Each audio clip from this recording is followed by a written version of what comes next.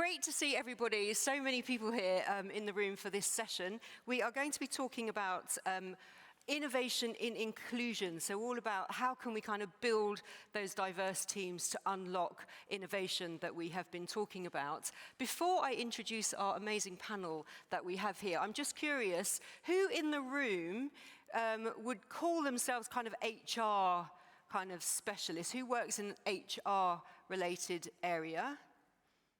Fantastic. And so the rest of you then, are you from a technology? Who's technology, more technology? Yeah. Who would say general kind of policymaker? And anybody in here from private sector? Okay, so we have a nice mix in the room, which is quite interesting.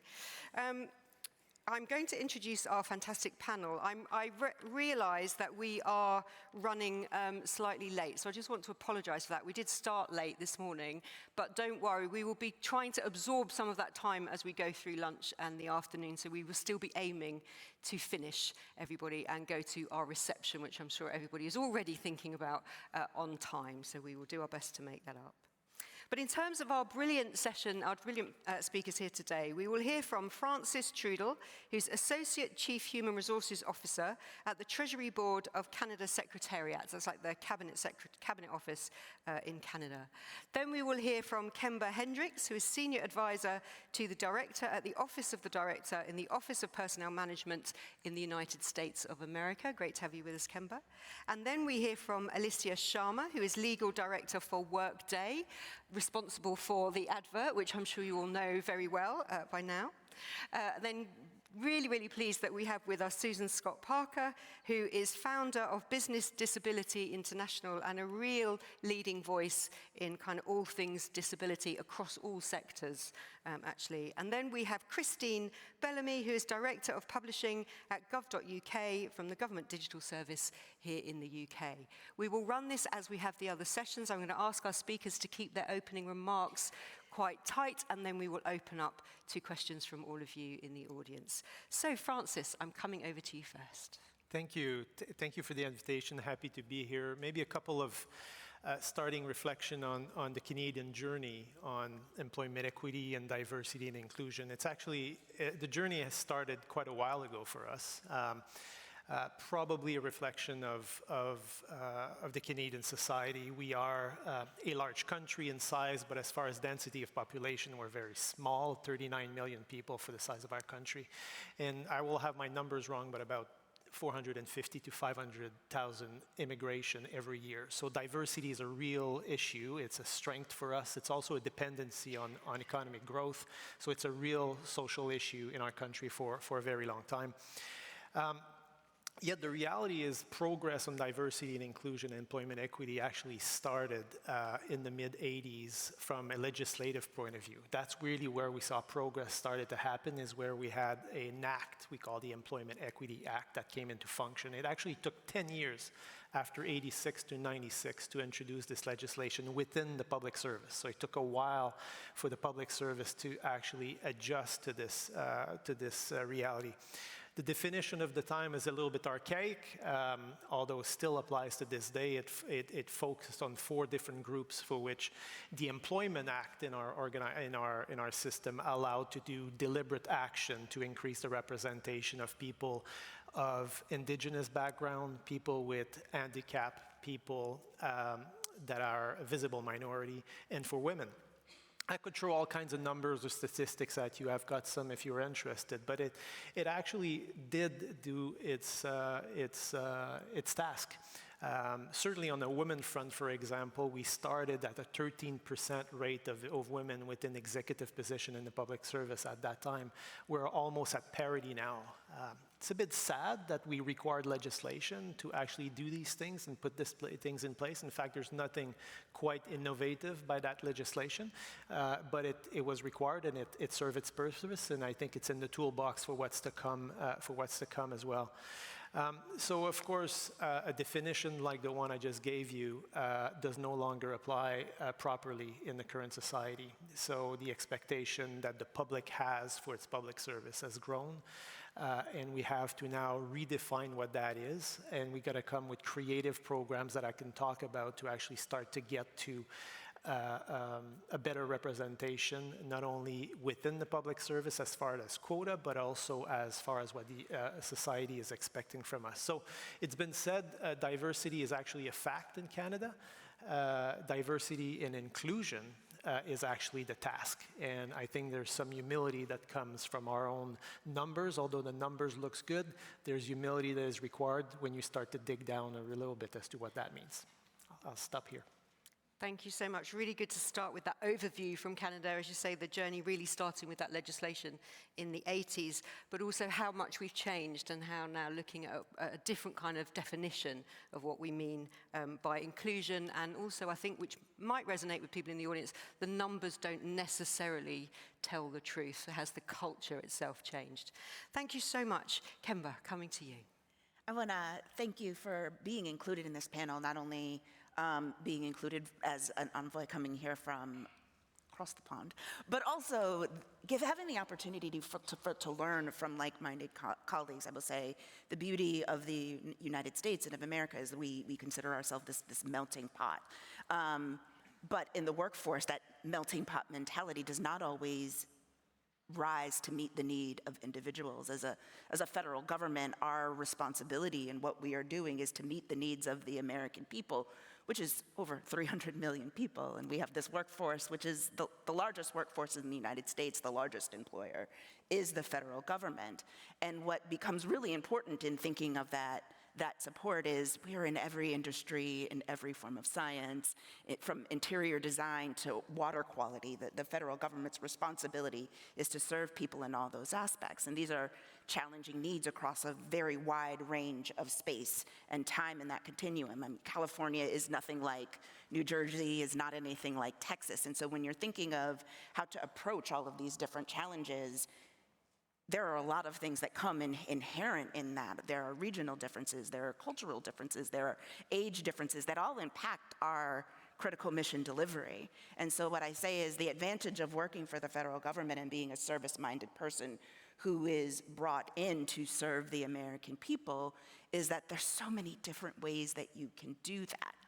I think where that cross-section of mission delivery and diversity and equity inclusion meet is because those needs are so varied and so vast. You actually can't do that without the inputs of everyone. There are language differences, there are technology differences, there are educational differences that we need to account for in service delivery. So I think that the shortest way to the point is we're here and we're talking about diversity and equity and inclusion because you can't deliver on mission unless you're thinking about that end user, and the end user is all people, and they're all going to come at it from a different angle with different needs, and our responsibility is to meet all of them. We can't pick one or the other. Therefore, it's very important that we are deliberate in collecting information on how we provide those services to people, but also being forward and being intentional about the satisfaction of all of that, and that's why we need to bring people from all backgrounds with all thought processes who've had all of those rich lived experiences, and making them welcomed in our workforce, because that's the only way we're going to be able to deliver on mission.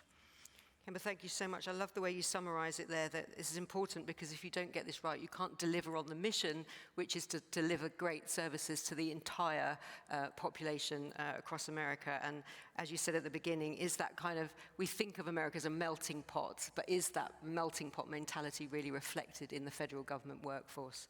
Thank you so much, Kemba. Alessia, coming to you. Is that okay if I stand? Yes, sure.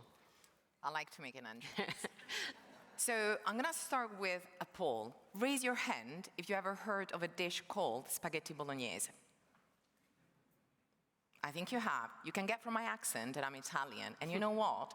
I moved to this country and I didn't know what that was. So was it me? Was it you? And then I thought, okay, we're 50 million in Italy, we're 60 million in the UK, and apparently it's known everywhere in the world. So was it me? Was I wrong?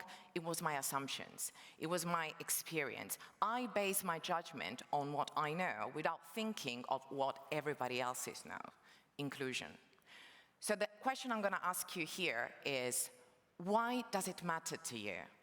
Why are we talking about inclusion? I can tell you what matters to me. I want to be seen, I want to be valued, I want to have a voice. So this is the reason why we talk today about inclusion. And there are a lot of buzzwords out there. We say diversity, inclusion, we talk about belonging. What do they mean for you? I can tell you what they mean at Workday.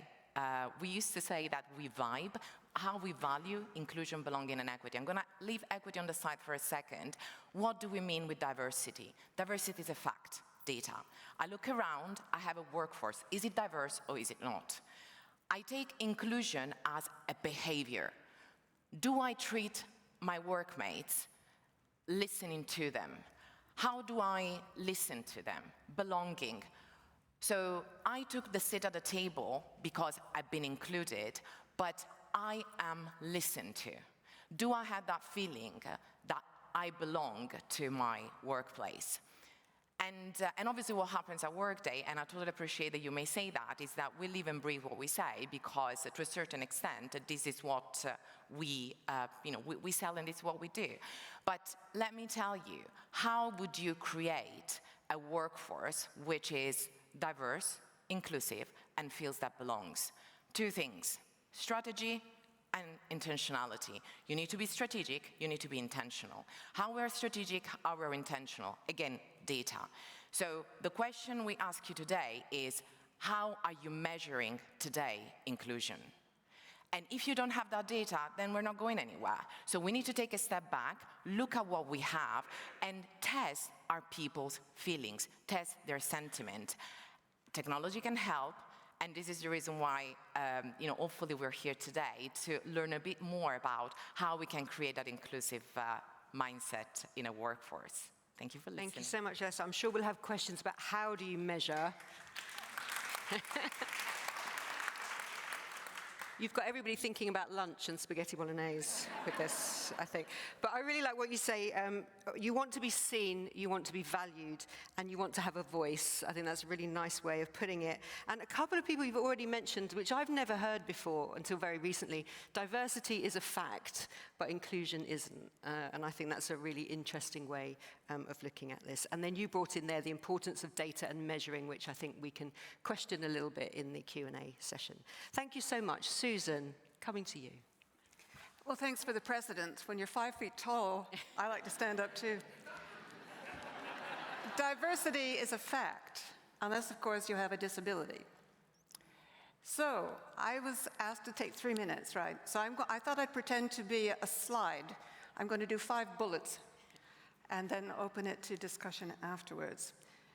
Data, 10 to 12% of your workforce has a disability. Perhaps 1, 2, or 3 would actually share that information with you. I'm not a big fan of data on the disability front because while waiting to get the data, nothing seems to happen. So the bullets I had, 1, you can't deliver inclusion without delivering disability equality. We have to come back to the old stuff about equal opportunities, equal treatment. And you can't deliver disability equality unless you do 3 things. Barrier-free for groups. So there are groups with similar access needs. So you get rid of those, whether it's websites, stairs, whatever. Adapting for individuals. So if you don't know how long it takes to deliver the adjustment that your disabled colleague needs in order to do their jobs, you're not tracking the data that really makes a difference. And thirdly, of course, you don't make assumptions. Blind people can't work in tech, that kind of stuff has to go, but it's still very much there. You can't leave this to HR, so I'm really pleased there's hardly anyone from HR here today.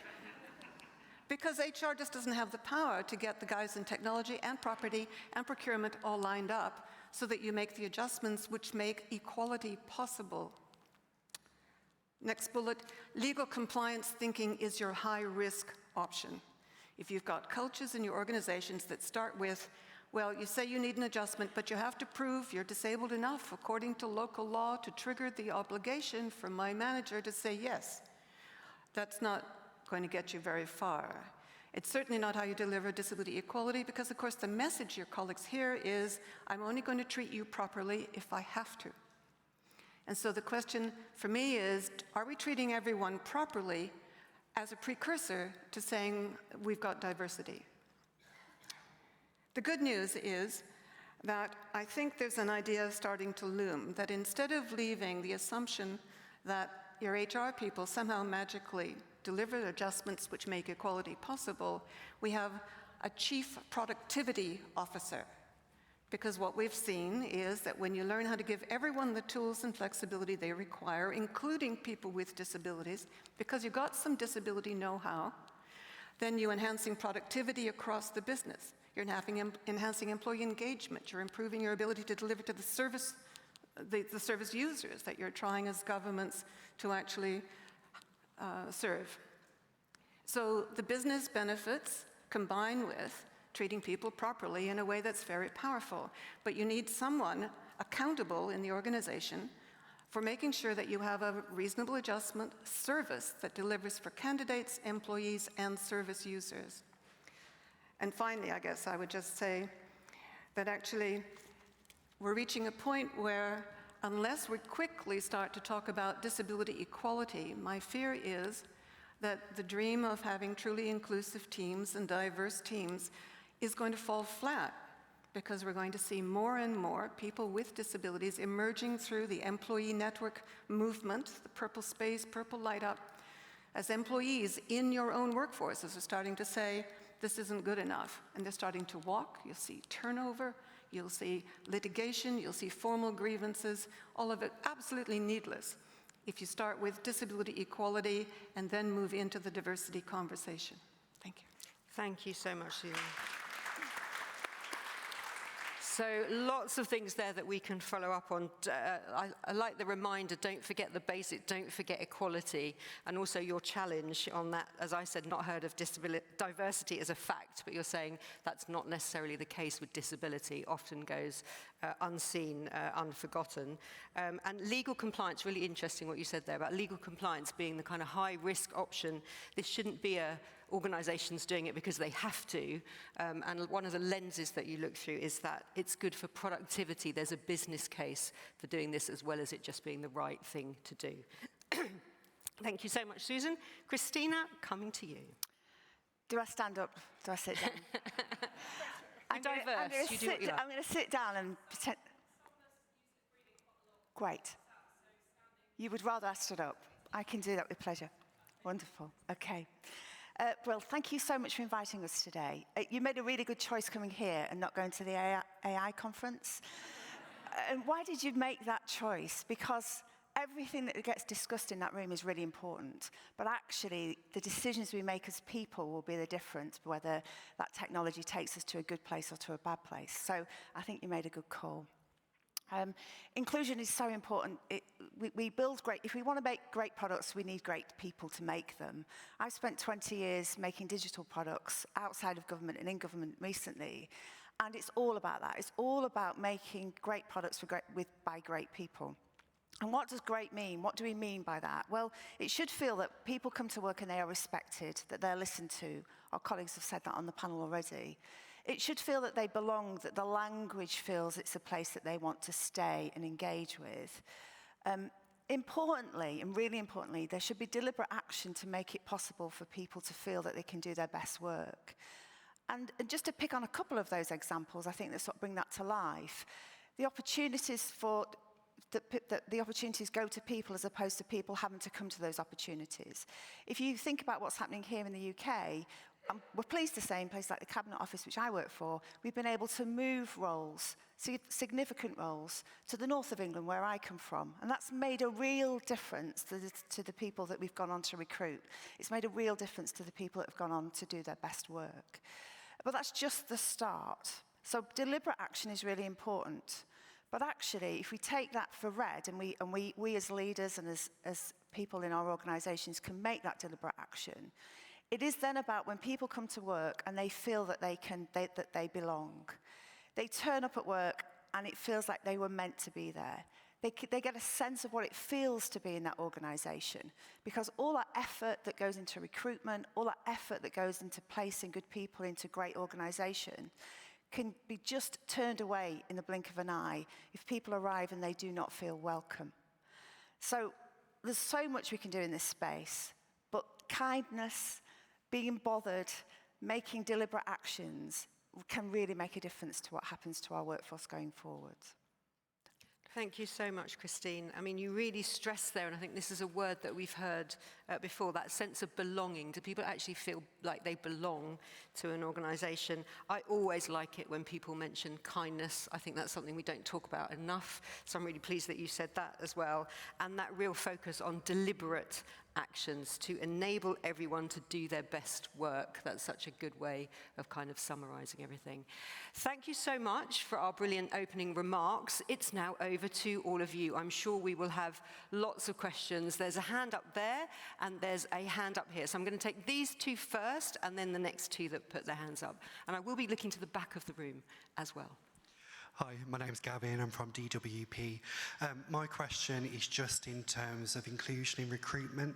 So something we're doing in DWP at the moment is supplying candidates with questions in advance. This is to help people with neurodiversity be able to answer questions easier and prepare for interview. What type of things are you doing in your organisations to make it more inclusive for candidates with neurodiversity or disabilities to come into your organisations? Thank you. Thank you so much. So if you didn't quite catch that, the question was about how do you help make recruitment more accessible, in particular for people talking about neurodiversity as well on that one. Thank you so much for that question. And then we had a lady down here. Hello, my name's Dorothy. I'm neurodiverse, so to stand up and ask a question is pretty anxiety, to say stricken. So,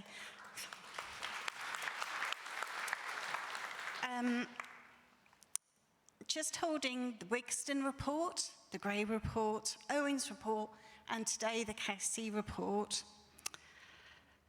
And excuse my questioning if it maybe is a little bit clunky, but thinking about systems within hierarchical structures and individuals who work in hierarchical structures, about holding integrity and honesty around blocks to inclusion and equality, thinking about how we change environments and what mechanisms for change we really honestly bring in to remove the blocks, either the system blocks or the individuals who are blocking diversity and inclusion and equality. So quite an open question there. Thank you so much. So question there around kind of the systems and the blockages in those systems, whether that's on a kind of systematic level or on an individual level within that organisation, and what's the honest conversation about how you remove those blockages. So that's a real getting to the culture, I think, maybe underneath some of the numbers. Two great questions there I'm going to put to our panel. I will go in the order you spoke because we haven't heard from you for a while, Francis, for this first question. Just in terms of one or both of those questions. If we start to overlap with each other, we'll move on to the next questions. Yeah, there's a lot in those questions. Thank you very much. I think I'd summarize my reflection on it by saying that what do we do about? I think there's a lot of obstacles in our systems that are not always there deliberately, and I think some people are blocking without knowing. A lot of people in the positions of powers or influence genuinely want to do things, but they just don't know how, or they have not experienced it itself. So if you accept that starting notion, which is actually not so bad, the willingness of wanting to do something and the self-awareness of knowing that they're not the one to do it, you have to ask yourself, what do you do? And I'm trying to link the two questions. I think the first thing you need to do is listen. I think my humble takeaway from my time in this space has been that this is actually a bottom-up process. Diversity is a bottom-up process to understand what needs to be done in an organization. If you leave it to the top-down process, then what happens is people who think they have good idea would actually put things in place that actually are not well received by those. But it cannot only be a bottom-up process because you need leadership from the top to actually make it happen. So it's one of those things that needs to happen from top and bottom, but it starts at the bottom by listening. Diversity and inclusion is about a lot of things, but I think it's about respect to start with. And it's about respecting those who are impacted by this. And those are the people you actually have to go first to understand it. Thank you, Francis. Kemba, you're nodding there. Is that something you agree with? Yes. However, I was thinking about the question about like the systemic barriers that we have to make things more inclusive. And the thing that I was trying to thread a needle was like thinking about the difference between being motivated by compliance versus being motivated by being a customer servant, right? And so you have, from a compliance standpoint, that means you are either there are two options. You're in compliance or you are out. And that means that there's some appetite for not being fully in compliance. And when you think about compliance, especially for neurodiversity and some of the other components, like moving completely away from when people tend to think about diversity, they think about quotas. Not being in compliance ultimately means that we are not meeting the end user customer because we're not there in providing the technology. We're not there providing the environment that people need. We're not there supporting people in their innovation. And so I think one of the things is that's why data is so important. And not just data in counting the people you have in the room, but counting their engagement, using the data that supports the work around how they feel about their leadership and those feedbacks, using that as part of how you're evaluating your leaders. And I think one of the biggest ways to use data is to remove some of those barriers. If we're not meeting the end customer use satisfaction, and we can measure that, then we have to look about how we're doing that approach. And I think that is using data to help as a how we reinforce what we focus on really is helping move us from that paradigm shift where we're acceptance of some lack of compliance, because we're kind of almost there, to thinking of that in customer use is really focused on why we're here and that mission delivery. So I think it's very, very important how we use data to start that, and to kind of thread that to your needle of why it's important that we are removing those barriers is because, and I'm a little attendant, I have a child who is neurodiverse, so I started in the classroom, so thinking about all the children that I taught and my child, what is the future that I would want for this person? What is an environment where they could work and work effectively? And also recognizing it as a gift. A lot of the things in neurodiversity add so much richness into how we approach the work. And it really is being systematic in how we collect data to recognize the gaps that we fill and using that to meet a need rather than to be an exclusionary factor. So I tried to touch on both, but Thanks, Kemba. Feel free to add to that. We don't want to duplicate, but does anybody also want to answer the question about are we doing specific things on recruitment? Susan.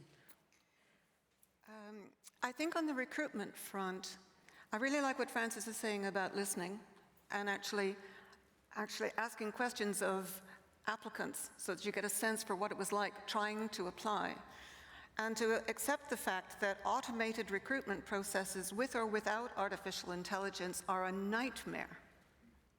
Right? They are inherently discriminatory when it comes to... Tried Workday. Okay, all right, with maybe this one exception.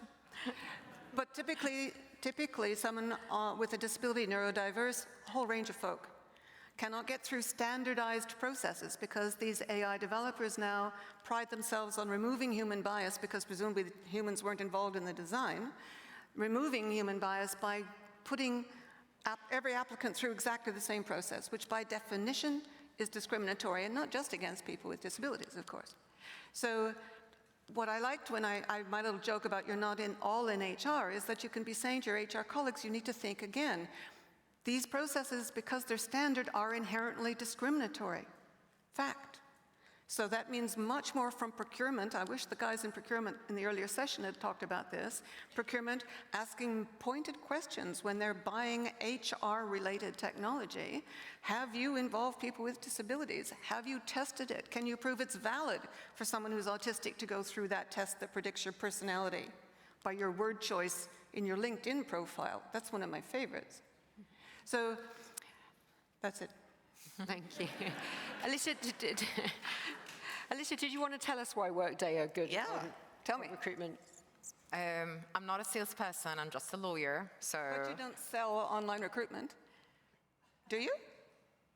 we're not talking about a product, so let's talk about something slightly different. I'm really not here to sell. So one thing that we want to think of is skills. We have talked so much and so often about soft skills, hard skills. There's nothing soft and hard out there. There are technological skills or tech skills. Can I use Excel? Can I use Microsoft Word? And then there are human skills. So when I recruit, what I want to see is what human skills are what I need for that role. Because ultimately, you hire your workforce because you want to have those human skills for the job, but you also want to keep those human skills entertained, curious, learning and growing. And that's the reason why people stay. So I totally understand where Susan is coming from in terms of, for example, this availability and all those invisible dimensions that we can't necessarily see. I have to say that I still believe that technology, including machine learning, in terms of, for example, assessing data, can help us with that. And obviously, machine learning or artificial intelligence is not there to replace humans. It's there to support what we do. So we can embrace it, we can not embrace it, but again, let's look at skills rather than ticking the box of a recruiting. So what human skills do you need for the job? Sorry. Okay. If you want to challenge Alicia or anyone else on this, you'll be around afterwards, right, in the coffee. We'll have a chat. Go, right. Yeah. Christine, I'm conscious of time, so I'm going to move on to the next question and let you answer that first. So we had lots of hands up. So gentleman here, and then is there anyone further back? Yes, the lady. So 2 on the end of the row. So gentleman there, and then, yep, the lady a few rows back on the edge as well. If you put your hand up again, then she can come to you. That's it. No, there, yep, there we go. Yeah, great, thank you. Thank you, good afternoon. My name is Felix from DWP's Central Analysis and Science Strategy. As a newly graduate, I'm not only new to the civil service and public sector working, I'm also new to the corporate working in general. So having gone through a process of trying to find an organization that I can start my career with, I find that diversity and inclusion is spoken about everywhere, but it's rarely practiced. So my question links to something you mentioned, Susan, about accountability. What does tangible diversity inclusion look like, and how can I hold my organization accountable to this? Thank you. Great, thank you. So Christine, I'm coming to you first, but we will get both questions. So that question was about diversity and inclusion is talked about a lot, but from your experience, it's not actually practiced. So how do you hold organizations accountable? Great, and the second question? Hi, I'm Dineo. I'm from Department of Health and Social Care. And I guess my question, I'm not sure who I'm directing it to. How do you kind of balance promoting inclusion whilst preserving safe and sometimes exclusionary spaces for people from marginalised backgrounds? Okay, thank you. So how do you balance promoting inclusion while maintaining safe spaces for people from kind of traditionally excluded backgrounds? Okay, Christine, you can answer one or both of those questions. I'll try both. I'll take the first one. It's a really good question. Coming new into an organisation and hearing those words and seeing them written down and the expectations being high about what that really means, I think leaders have a real responsibility about the delivery of that, and it should be absolutely baked into the DNA of what they're assessed against. So it should be part of their objectives that have real consequences if not delivered. That's the hard stuff.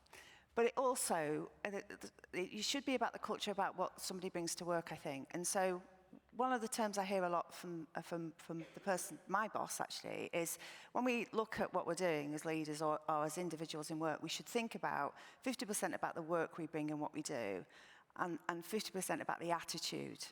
And when it comes to things like appraisals, for example, a very practical opportunity to look at that, it really should be that you're measuring both, because so often we're telling people that they're good, but their behaviour is disappointing.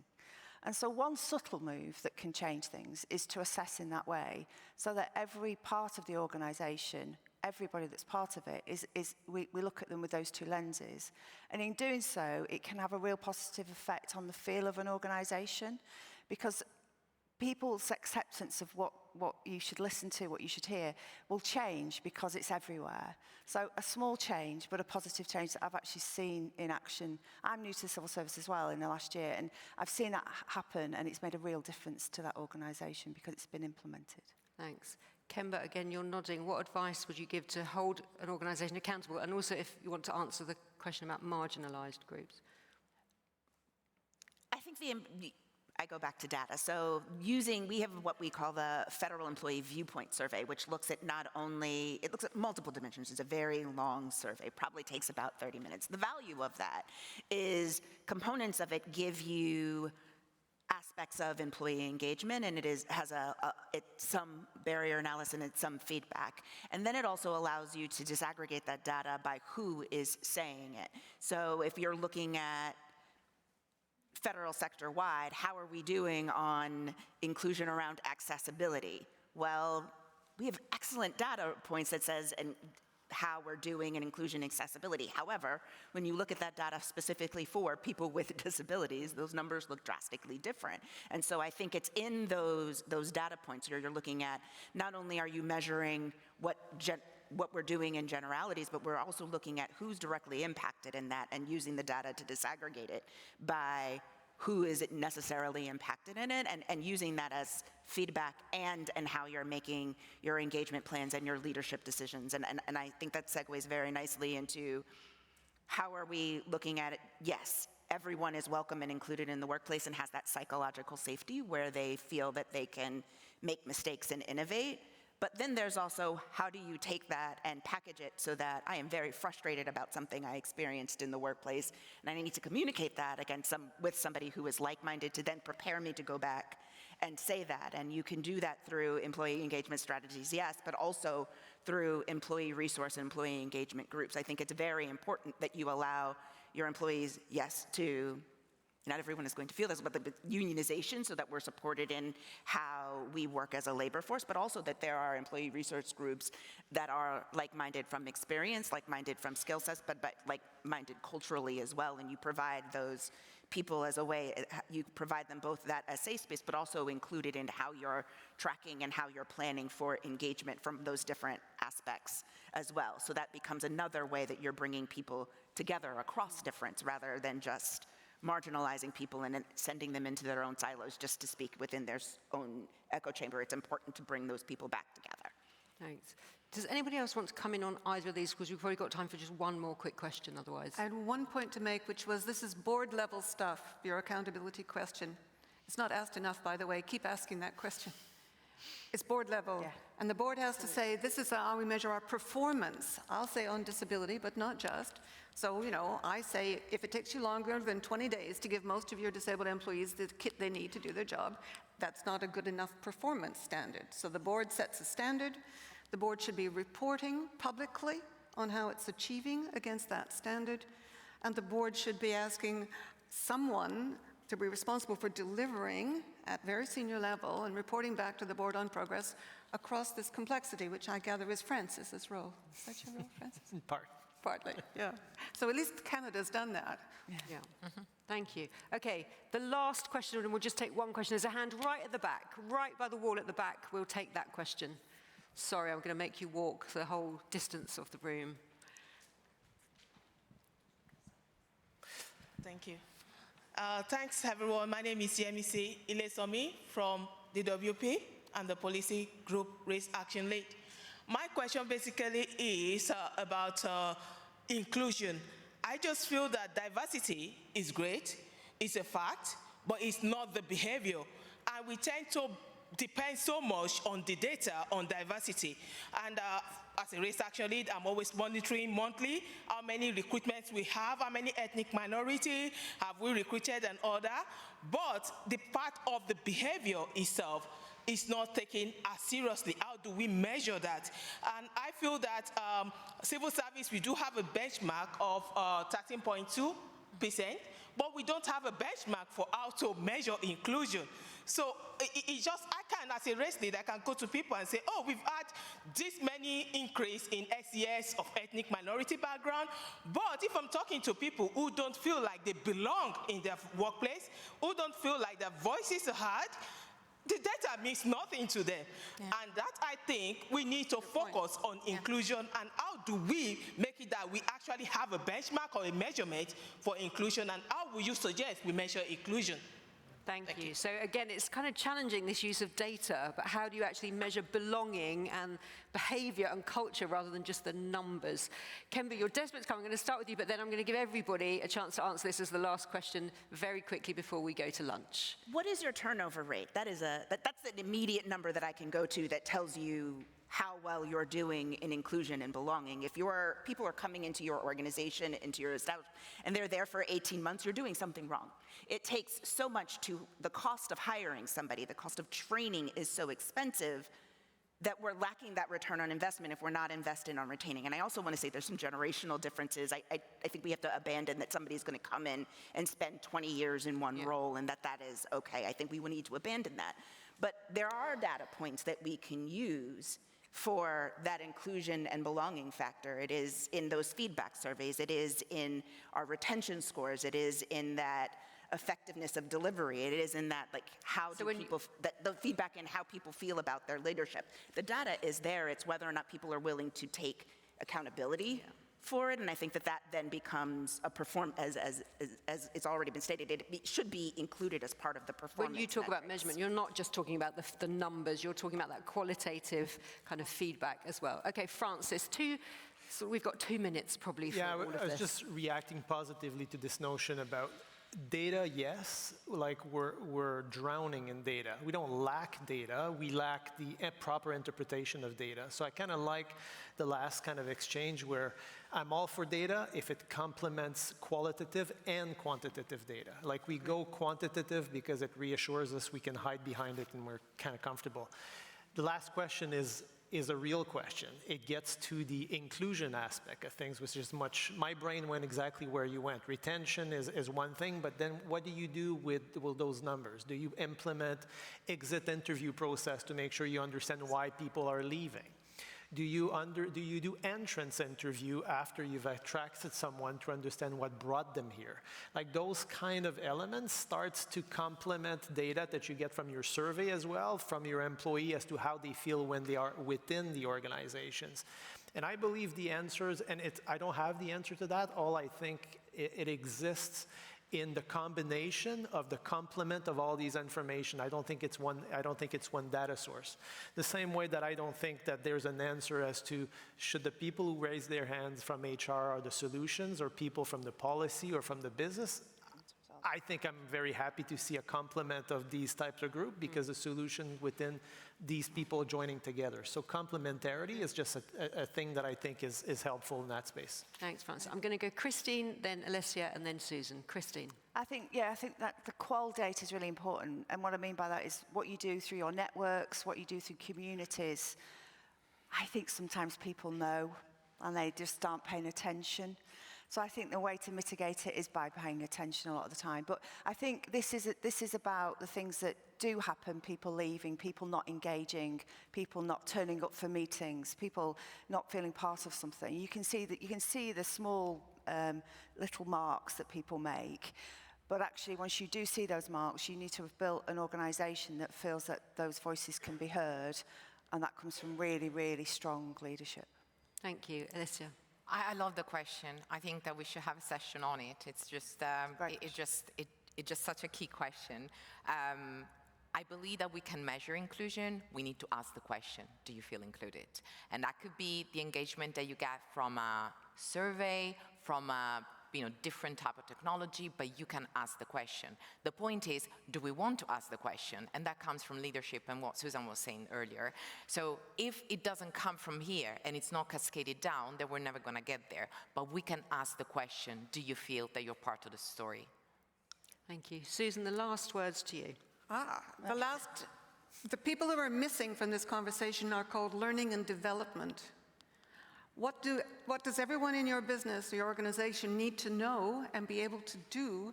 We're talking competencies, coming back to the behavior question. What behaviors do we expect people to what are not acceptable? And yet, in the 25 years I ran a business disability network here in the UK, I don't think I ever saw a learning and development director turn up to try to figure out who needed to know what and do what differently. And I'm hoping I've got learning and development people here who are going to stand up and go, wrong. Any learning and development people here? Yay! Ah, excellent. So, but you catch my point. Competencies sounds really boring, but hey, that's what you measure when you do performance reviews. Thank you so much. I know there were lots more questions, and I feel like this session could just continue for the rest of the afternoon. So please do take the chance to keep going with this conversation with each other as we break. And also, if any of the speakers are still around and available and happy to take questions, please do nab them in your break. Please join me in giving a huge, very warm thank you to our panel.